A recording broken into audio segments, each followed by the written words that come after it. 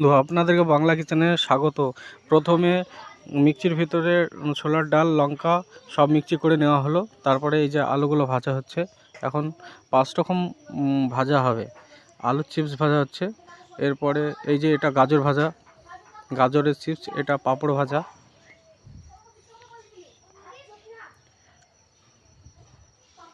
এই যে এটা ডাল বড়া ভাজা, যেটা মিক্সিতে বাটা হলো, ডাল বড়া ভাজা।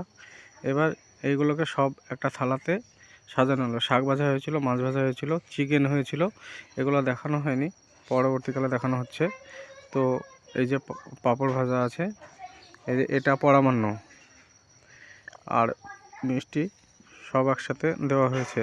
আজকে আমাদের ছোট্ট ছেলের জন্মদিন, তাই এই যে জন্মদিনে খাওয়ানো হচ্ছে। সব খাবার এক জায়গায় করে দেওয়া হয়েছে।